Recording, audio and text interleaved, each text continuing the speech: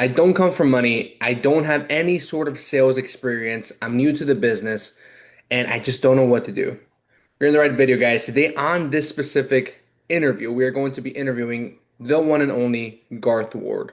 For anybody who doesn't know who Garth is, he's been in the business for about 13 years, has sold close to $1.4 billion worth of real estate, was a past broker and an owner of four different offices, and has sold properties and real estate ranging from $10,000 all the way to $21.7 million. For anybody who feels a little bit lost, they don't know the right path, or what strategies or the process in which it takes from going from a brand new agent to finding success in less than 5 years into the business. This is the video for you guys. Please take notes, get a pad, get a pencil, write down as much information as possible to get you guys to that next level. Without further ado, let's go with the interview. All right, Garth, thank you so much for being here, brother. How you doing? Doing good, doing good. It's been a great weekend. Thank you so much for having me on. Absolutely, bro. I'm really happy to have you here, man. And I mean, if you don't mind, I'd love to get things going. What do you think? Sure, yeah, fire away. Cool, man. I know some people are probably excited to see you on here, and for the people who don't know you, Garth, how did you first get into real estate, man? I think that's what most people are curious about. And what led you to where you are right now, man? Tell us a little bit about your story. Okay, I'll get into a little bit of the background to start. So initially, I'm a hyper competitive person. I wanted to play professional soccer. That was my goal forever. I was in the foster care system. I ended up getting adopted, and they threw me into sports because I had a rage problem. I had 13 foster families before I got adopted. It was a whole thing, but I was really good at sports, and I was like, I'm going to go professional soccer. But what's my plan afterwards? And I was seriously considering what that would be when I was 12. And I thought initially I'm going to sell, exotic cars. I wanted to sell Lamborghinis and Ferraris and all the nice stuff. I'm like, that'd be so cool. I love cars, as most 12-year-olds do. And I was talking to my dad about it, and he goes, "Okay, if that's what you think, let's go to the dealers." So we went to those car dealerships, and I had conversations with the salesman. He said, talk to them, see what their life's like, see if that's what you want. And I talked to them, and I quickly realized that's not the life that I wanted. I didn't want to sit at the dealership all day waiting for people to walk in because that was 90% of their job. Most of them had split families. Most of them spent hundreds of hours a week at the dealership, and really they would just open the car door of the same car every single day, and that was the job. And I was like, that's not interesting. So what if I sold military equipment like tanks and missiles and stuff like that? And he goes, yeah, that's racketeering. You got to go like public, public sector. You got to go to the government for that, all this other stuff. I'm like, I don't know about that. And so alongside that was the last year that he said I was allowed to go trick or treating. And I know this wraps together. So he goes, okay, this is the last year you can go trick or treating. I said, okay, well then if I'm going to do that, I'm going to get the most candy possible because I'm competitive. It wasn't even about the candy. I just wanted the most. And so I sat down and I thought about how I could get the most candy per steps. I pulled up the public GIS system for all of Federal Way. And at the time, there was just about 21,534 houses to be estimating. And what I did is I went through every single one and I wanted to correlate neighborhoods that had the highest property values. And then I said, okay, these are the highest property value neighborhoods. And then if I can get the smallest like widths of the lots, then I would have the highest value of house per step that I'm going to, assuming that the higher quality houses are going to give better or more candy. And so that's what I did. But I stumbled upon an entire ranking analysis method that I still use today to evaluate properties. But I basically ranked all the properties based off desirability because I'm a bit of a math nerd. And I was like, I wonder if there's a way to like objectively find out which ones are actually the most valuable. And I toyed around with that for a long time. And then I thought for a second, I was like, wait a minute. What if I just sold houses? Those are pretty cool. I don't know what that looks like or what that means exactly, but that's what my plan will be when I leave professional soccer. That was my plan. And so, fast forward, everything I did from there on out was to make both of those things a reality. I didn't get the opportunity to play until I was like 20 that I turned it down. But before that, I had no money. I slept on a couch in our apartment, five people in a two-bedroom apartment. And so I was actually working multiple minimum wage jobs to help support us in the apartment. And when I found out, because I did really pretty well academically, so I was able to get any scholarship that I wanted. So I said, okay, well, how can I maximize this and make money from it? Because I don't really care to go to school. I want to get into real estate. And so what I did is I utilized all the grant money and all the different stuff to go to a local college that I never went to. I only took classes that would only grade my tests. So I only had to go like once or twice to class to maintain performance. And then I rode a bike and rode a bus to five different jobs at the same time because I didn't have a car. I saved up enough money for a car, saved up enough money for 3.5 or so months of a reserve because I was paying for our apartment at the time, and bought the car, uh, had the money saved aside, got my real estate license, quit all the jobs at the same time. But well, technically, I finished my associate's degree because I was like a quarter away, but there was like I had to do like some sort of PE requirement, and I was like, yeah, maybe I'll use that one day. I'll just do it. So I wasted a couple months doing that. Then I quit all the jobs, went all into real estate. Um, Ended up selling my first house in like the first 45 days from an expired listing call. I literally slept at the office, and a year, about a year and a half later, I was a homeowner. I used my first commission check to buy a bed, which was great. So I got better sleep. Um, but yeah, I mean, I poured everything into it because I went all in all at once, and I didn't give myself an exit strategy. There was no fallback net. It was do or die. And I literally put in hundreds of hours. I lived at the office quite literally. When my managing broker came to me, because this time at the time I was at a really large regional firm, and I would be at the office, and I guess somebody had come into the office, and it was like 5 a.m. and I was just sitting there working, and it was just dark. And my managing broker told me like, "Hey, when you're here, can you like leave a light on? Because like you scared some people, and they were like, who's here? What's going on?" But yeah, I just put in a lot of effort, and ultimately ended up being pretty good. And then that quick success led me to actually turn down playing, because the money for playing back then wasn't as good, and I wasn't going to be a star anyways. And I was already making more money in real estate than I would have made playing professionally, so it just didn't make any sense. Because what would I do afterwards? Get back into it? Just Wow. logistically, it didn't make sense. That's amazing, man. I mean, I think, in my opinion, right, it's more of a relatable story that you have, man. And I mean, the biggest question here is obviously you didn't come from money, right? You didn't come from an entrepreneurial background. Is that right?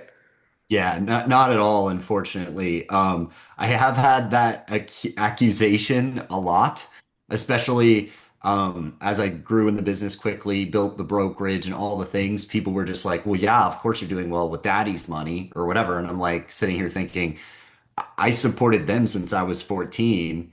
They lived in my first house when I bought it. I, there was zero leg up. I didn't even get help buying a car. Like, you know, Wow. um, and so, to this day, I still pay for all their bills. I retired them out when I bought that house. And so it's quite the opposite of that. And in fact, there was a little bit of negative stigmatism going into the sales industry because I know my dad like helped me to find it out, but he always was telling me, and so was my mom, they're like, yeah, but you should, maybe you want to go into something that has better morals than sales. And I had to fight that internal battle all the time. And I'm always fighting them even to this day. And I'm like, there's nothing immoral about selling something because I sell my service, which if people don't like it, they won't buy it. If they don't see more value in my service than what I charge, they won't hire me. So I can't be quote unquote fleecing them. But that's a whole ideology of profitability that I had to fight growing up for sure. No, I agree with that, man. I face similar situations like that. But I mean, let's be honest, right? It's not an immoral stance if you're selling something that they truly need and it holds its value, right? If they truly need it, it's not immoral, man. And I mean, just listening to your story, one thing that the audience does not know, man, is what market are you coming from, man? Where do you do most of your business? Yeah, so now I do most of my business in the Memphis area. I started my business in Washington, just south of Seattle, and I did that for, gosh, 10 years, a little over 10 years, almost 11 years. I built my brokerage 4 years into that, owned the brokerage for, yeah, about 4 years into that. Then I owned the brokerage for about 4 years. Then I moved over to the Memphis area. Started doing sales over here about 15 months ago or so. And today I randomly found out I closed my 58th deal here in this market. So that was a random occurrence. But so I built here in a brand new market with no friends, no family, no understanding of the neighborhoods, no understanding of the market, no connections in the market. And I'm averaging more than a closing a week. That's incredible, man. And I don't want to speed past that, right? Because I think that's insane, right? Especially for somebody like, for example, you talked a little bit about when you first got into sales, right? When you Mhm. sold your first property. Even that itself, man, getting a property sold in 45 days, it's super difficult, especially in the type of times we live right now, right? We have a lot Yeah. of struggling agents who cannot sell property. What I think the statistic is so far, 71% of agents have not closed a single transaction like the past year, right? Yeah. So to go back a little bit in time, right? Let's go back to that first deal compared to the 58 you have in a brand new market. That Yeah. first deal, man. I mean, you spoke a little bit about the discipline you had and how you were all in into the office, but tell us a little bit more about that. How did you actually acquire that first deal and what went into that, man? Yeah. Okay. So the very first deal, let's see. At first, I was trying to learn the contracts. So I wanted to never think about the mundane ever again. So right when I got into the business, the first thing I did, and if you haven't done this and you're listening, do this right now, and then you never have to do it or think about it ever again. I read every single contract by every single line, every single amendment form that existed in our MLS. I dissected it, I read it back and forth, and I understood it. That was the first week of my business because I wanted to have a full understanding. After that, I said, what are the different ways I can prospect for more business? Because my friends aren't buying and selling houses. I'm barely 19 years old. They don't have any money. And so how do I get in front of people? I then learned, okay, door knocking, open house, and I also had no money to spend on ads or marketing. So I was like, what can I do for free? I was like, door knocking, open houses, cold calling. Those are the main three that are basically free. So that's what I did. And for the next, so that was like the first week. Second week, I started, I would cold call in the mornings. And then I would, as soon as the cold calling was over, I'd be door knocking the rest of the afternoon.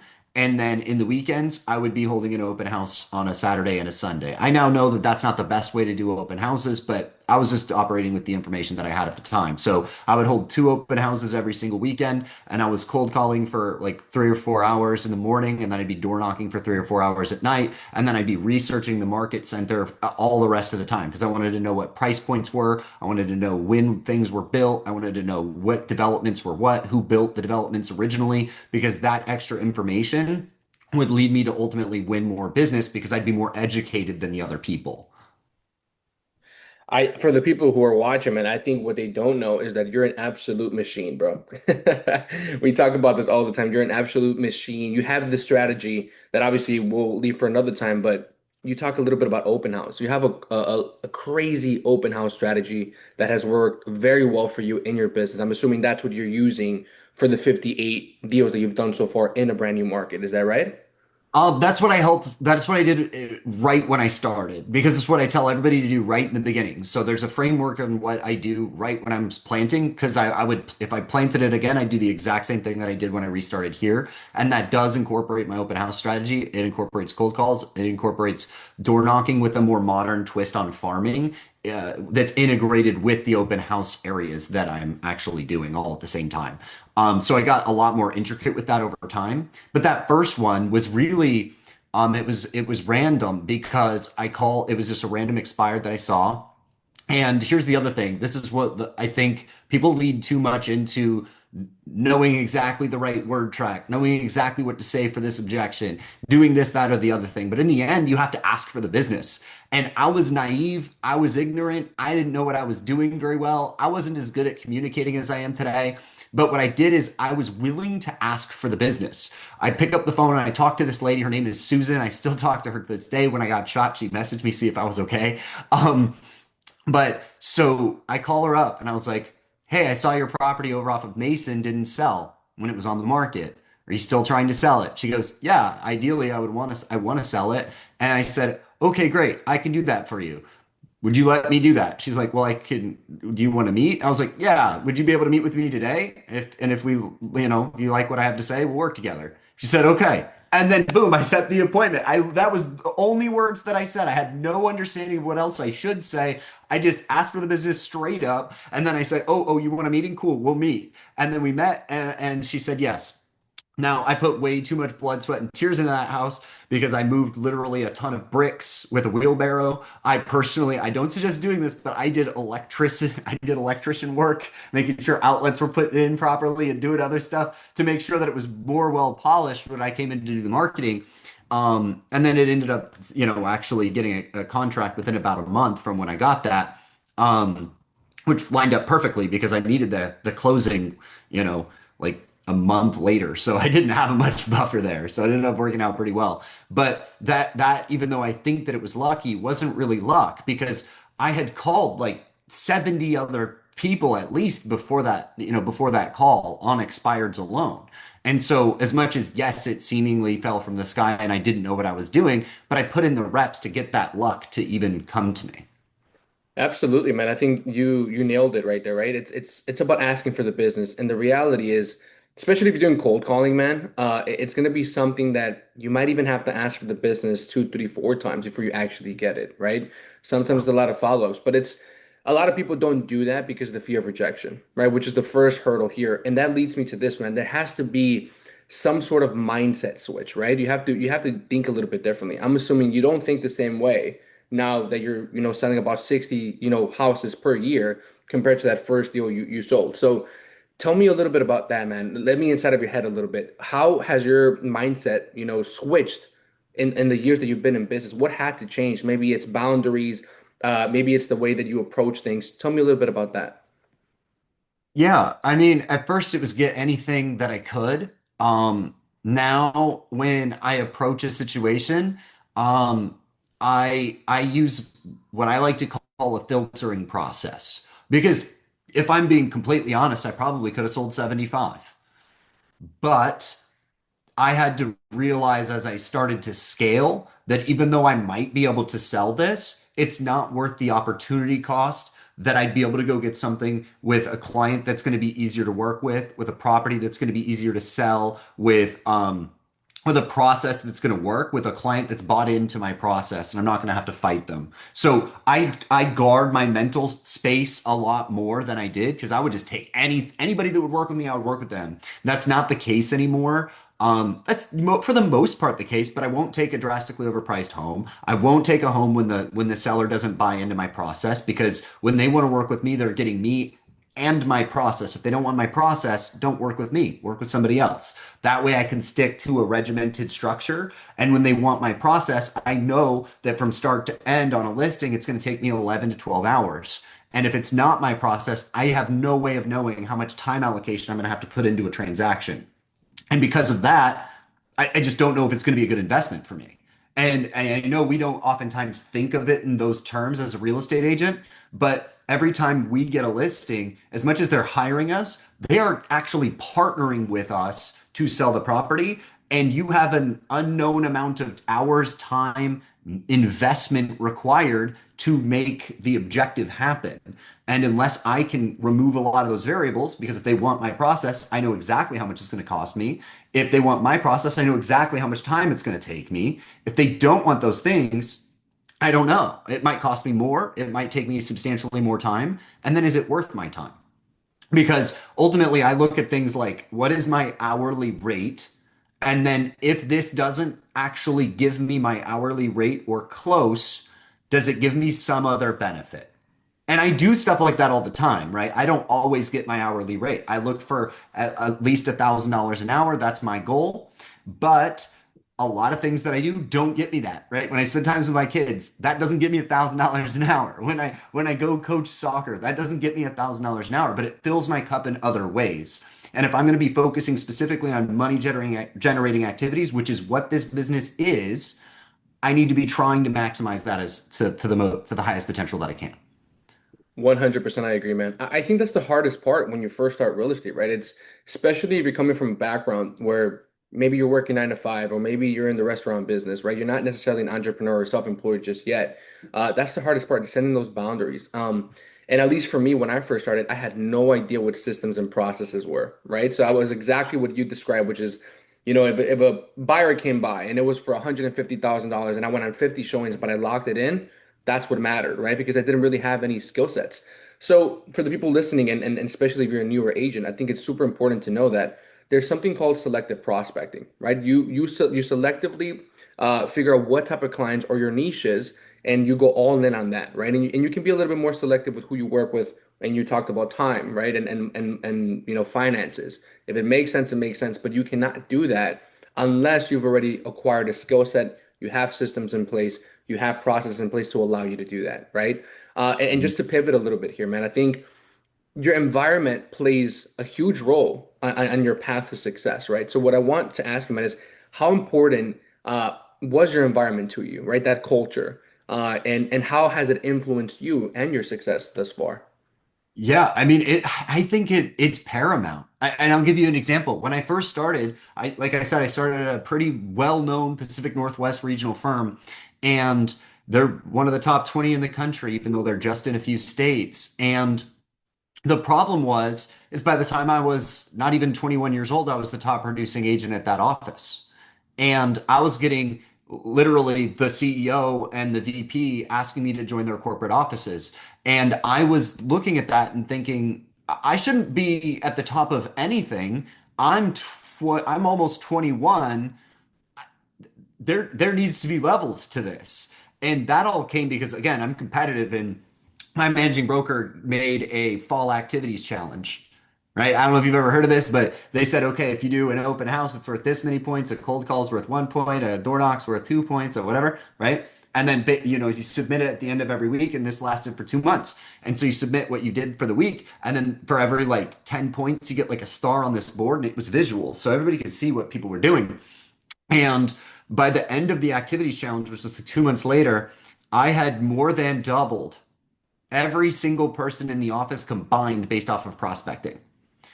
And what happened was kind of hilarious because the next year I was the top producer at that office and I had the corner office and I even had an agent. She approached me and she was like, "Why do you have this office? You don't produce any more than me, blah blah blah blah blah."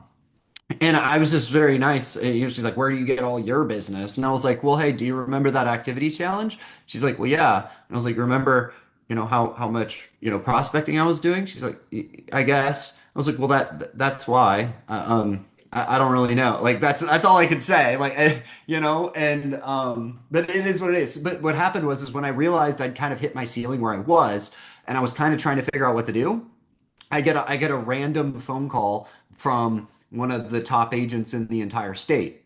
And he's saying, "Hey, I'm going to get together with these five other top agents in the state." And so literally six of the top 20 agents in the entire state. We're going to come together, make a brand new boutique luxury firm. He's like, "We're going to make something that's a powerhouse in the state. It's going to be the first time it's ever done. We're all a little bit older. Would you like to join us so we can have some youth?"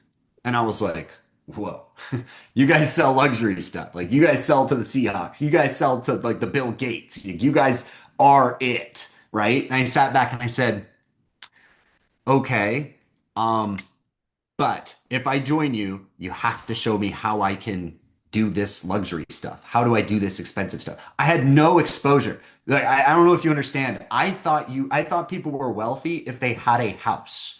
I grew up thinking a house meant you were rich. And I didn't understand the levels to it or anything. So when I was selling homes and I was producing a lot, I was still selling relatively really inexpensive properties. I was just doing a reasonable amount of them.